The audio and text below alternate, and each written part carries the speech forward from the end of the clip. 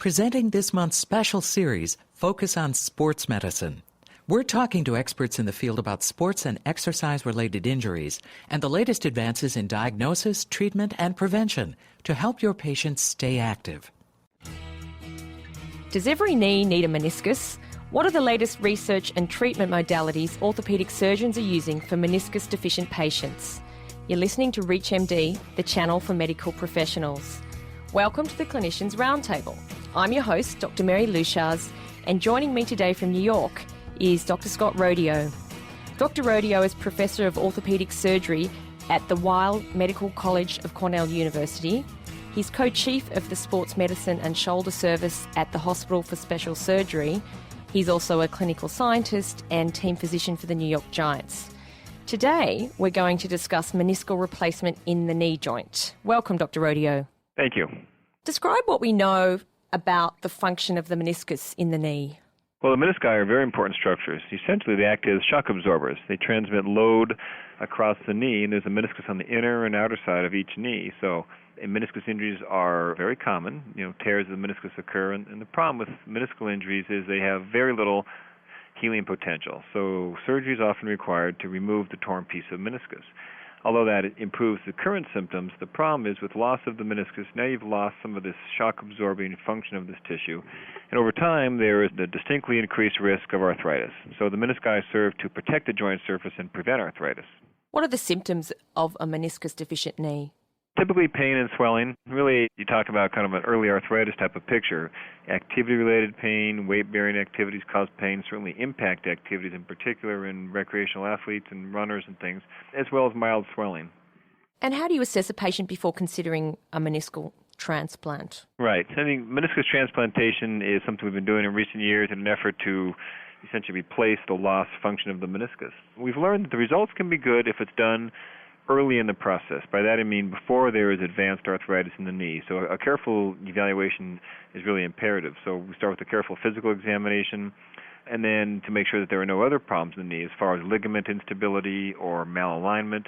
But then the evaluation is really carried out with imaging studies, X-rays as well as MRI. And the things we want to look for is to make sure that there are no advanced degenerative changes in that area of the knee. So we look at the MRI to look at the cartilage, and we look at the X-rays to look at the alignment in the leg so that everything else is normal. Or other things may be identified that need to be addressed in addition to meniscus transplantation. When was meniscal transplantation first described in medical literature?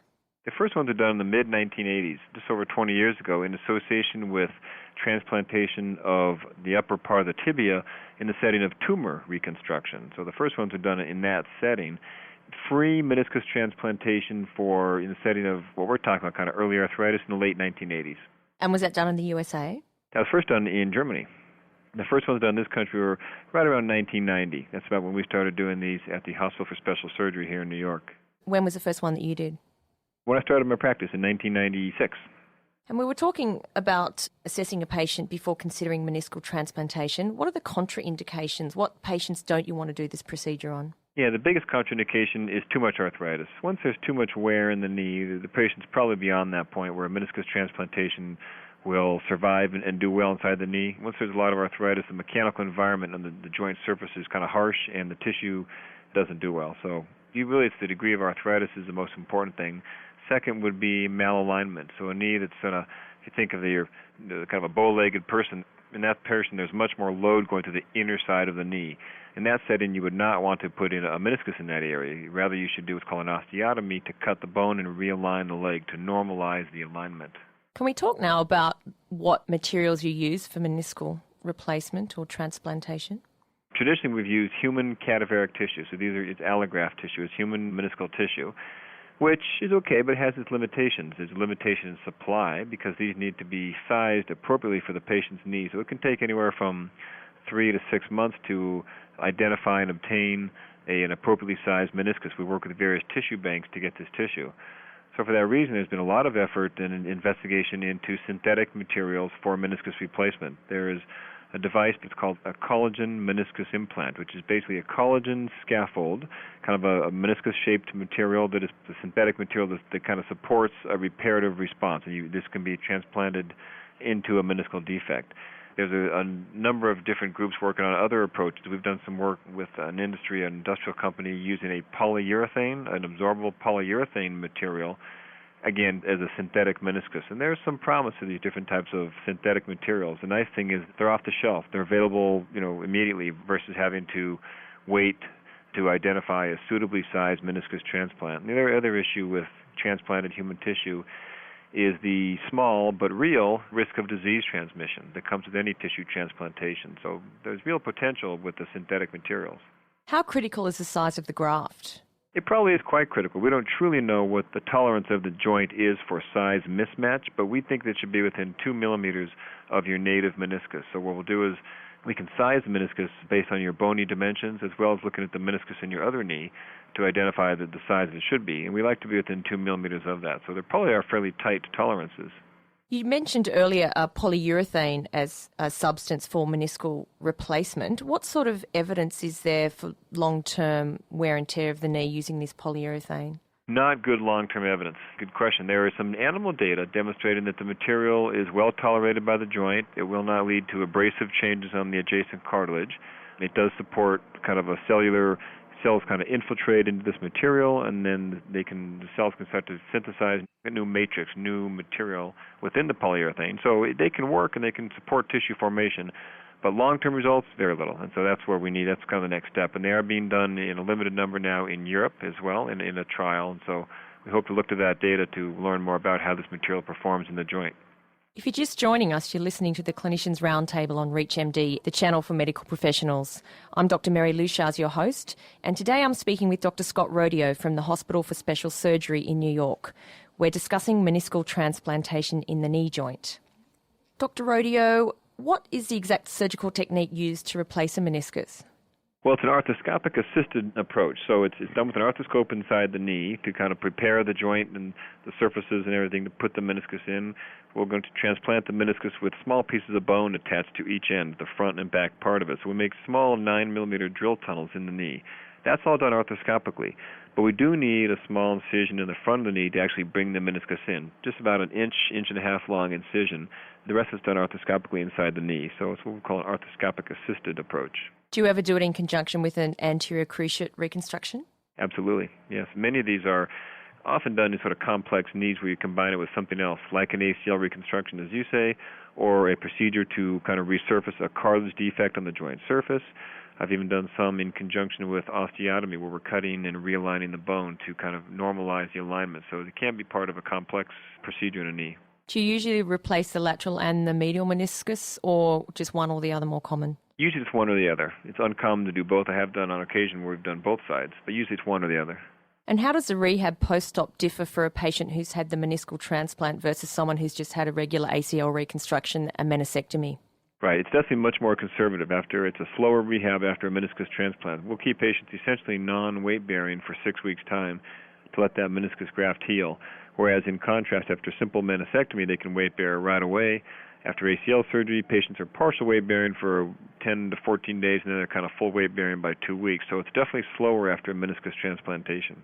Can elite athletes, for example, your New York Giants footballers, get back to elite competition after having this procedure? Have you ever done it on someone like that? We have not. We haven't. And maybe they could. I have done some in some athletes, they've gone back to high-level activities. In general, this has been done in patients that have, a little bit of wear in the knee, and your goal is just to kind of get them back to more lighter recreational activities. That said, as we do these earlier in good, healthy knees, I've had athletes get back to high-load activities, so it certainly is possible. Is the goal of surgery sometimes also just for pain relief? It is. Frankly, the more predictable goal of surgery is just that. It's relief of current symptoms, pain and swelling. The other goal of surgery, if you will, would be to try to prevent degenerative changes over time, over the years. It makes sense theoretically that restoring the meniscus can do that, but we frankly don't have great evidence yet to truly prove that statement. So, but we do know we can improve current symptoms. Is there a patient age that you would not consider performing meniscal replacement on? There's no absolutes, but in general, over age 55 or so, in that setting, oftentimes a little bit more wear in the knee, and you're usually not going to do it. That said, we have done in patients up to that age, and so really a lot of it depends on the health of the knee. What are the signs of failure of the transplant? Are there any of them clinically silent? Yeah, they can be, honestly. Typically, the failure will manifest as pain and swelling, kind of recurrence of symptoms. We've used MRI to carefully evaluate the healing meniscus transplant. Sometimes they are kind of clinically silent, where you'll see breakdown and sort of what you would probably call a failure of that transplant, yet the patient's doing well symptomatically still. We don't entirely understand that mismatch between symptoms and the objective findings on MRI, but it definitely can exist. And what are the exact biological changes that occur in a meniscal transplant? The tissue that's transplanted is essentially a dead piece of tissue. And most of these are frozen that most of us use, and so the patient's own cells will invade that tissue and repopulate the transplanted meniscus. So your own host cells will invade into the tissue and essentially begin to proliferate and synthesize matrix protein. So it's a dynamic, this remodeling or incorporation process, which happens with all transplanted tissue, definitely affects how the meniscus graft functions and performs.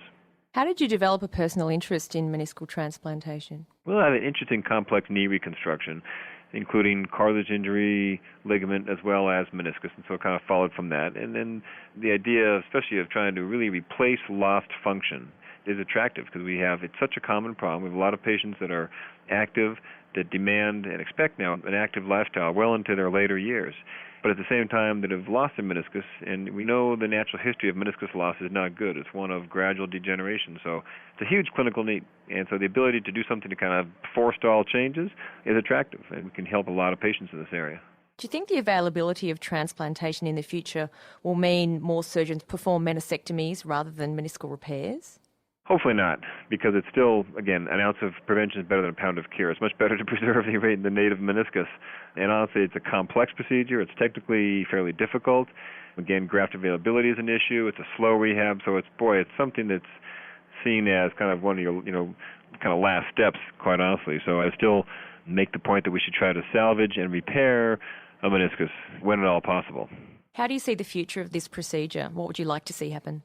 I think we will see the development of novel synthetic materials that will be available kind of off the shelf, if you will, that will be able to size these perfectly for the patient. They'll avoid any of the issues associated with rejection or disease transmission from transplanted tissue. I think that the way this will probably go in the future is it'll be a combination of new materials plus biologic enhancements. By that I mean using stem cells or growth factors. I think eventually we'll probably have some material that we seed with cells outside of the body and then transplant this material. So now we have a material, a synthetic, that contains cells that are all kind of revved up and starting to synthesize the appropriate proteins, so we can have a kind of a tissue-engineered approach to meniscus replacement. How many countries in the world at the moment are developing synthetic meniscal replacements? Only a handful. I mean, there's some work going on in a couple countries in Europe and as well as here in the United States. So you need interested individuals, you need the appropriate biomaterials expertise, as well as the ability to test these things, as well as the startup capital and things that are so important in any of these new approaches. Well, my thanks to Dr. Scott Rodeo, who's been our guest today. We've been discussing meniscal replacement in the knee. I'm Dr. Mary Leuchars. You've been listening to the Clinicians Roundtable on ReachMD, the channel for medical professionals. We welcome your comments and questions through our website at reachmd.com, which now features our entire medical show library in on-demand podcasts. Thanks very much for listening. You've been listening to this month's special series, Focus on Sports Medicine. For a program guide and a complete list of shows, please visit us at reachmd.com.